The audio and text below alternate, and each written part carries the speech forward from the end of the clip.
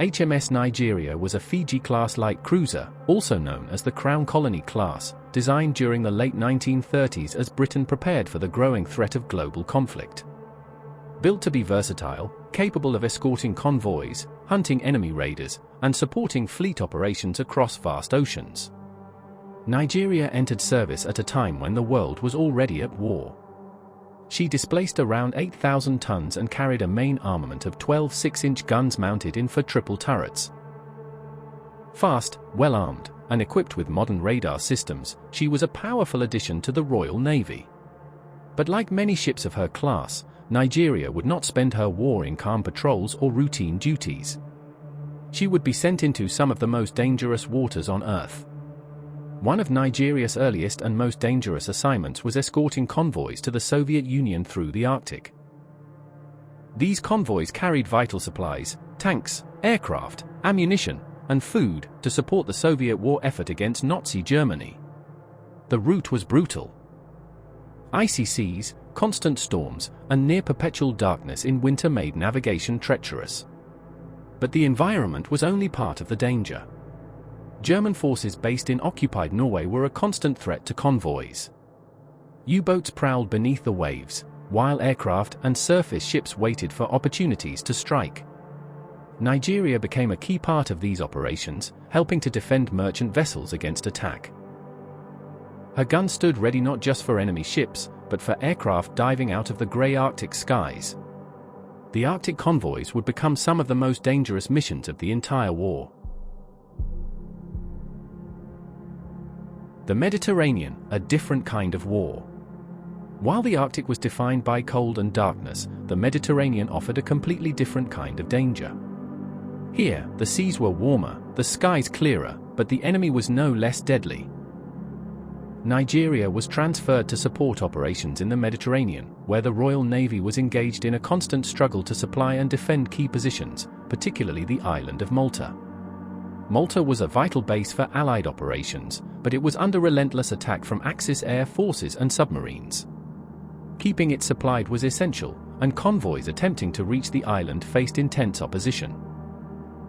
In August 1942, Nigeria took part in one of the most famous and dangerous convoy operations of the war, Operation Pedestal.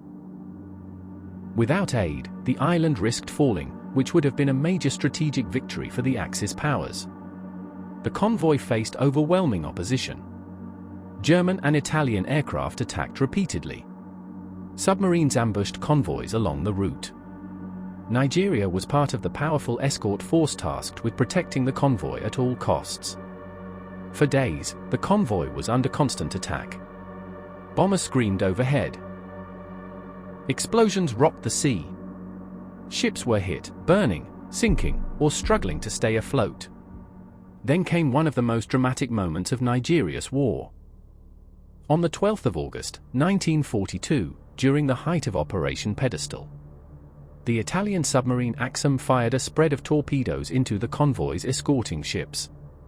One of these torpedoes would strike HMS Nigeria. The explosion was devastating. The blast tore into the ship, causing severe damage and killing or wounding many crew members.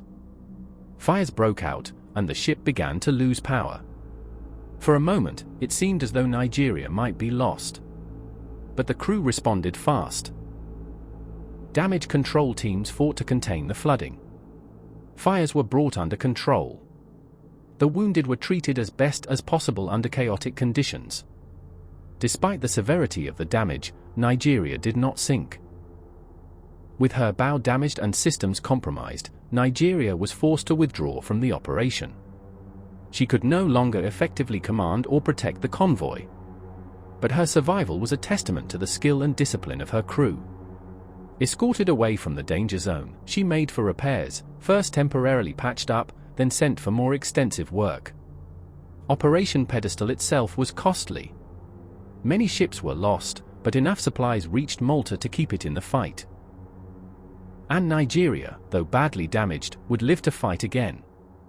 After temporary repairs, HMS Nigeria was sent to the United States for a full reconstruction. There, shipyards worked to restore her to fighting condition. Damaged sections were rebuilt, systems were repaired or replaced, and the ship was modernized wherever possible. This period away from the front lines was long, but necessary. By 1943, Nigeria was ready to return to service. When she rejoined the Royal Navy, Nigeria resumed her operations in multiple theaters.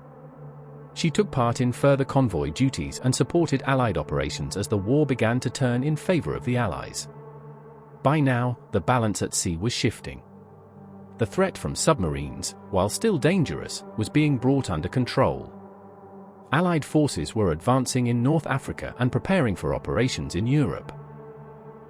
Nigeria's role shifted as needed, from escort to fleet support, demonstrating the flexibility that had been built into her design. She had survived one of the worst convoy battles of the war. Now she would help ensure victory in the years that followed.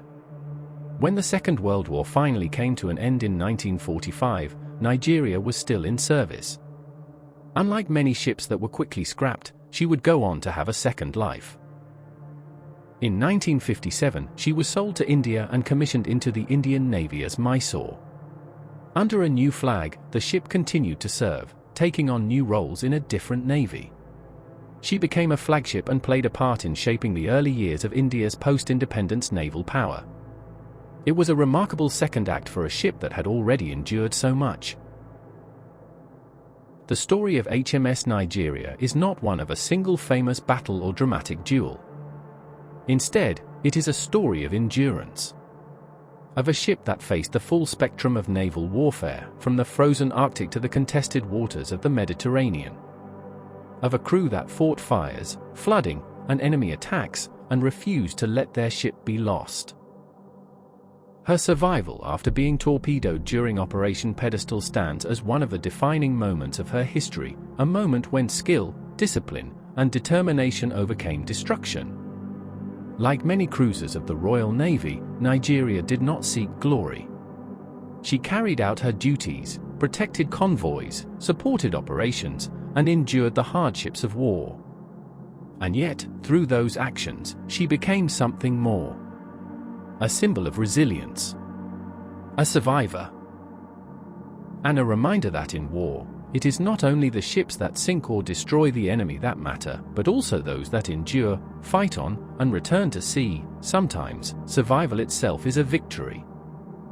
From the gun decks to the bridge, every story we tell honors those who served. If this tale made you feel the salt and steel of history, give it a like, and if you're not yet part of our channel's convoy, subscribe and join the ranks. More powerful stories await.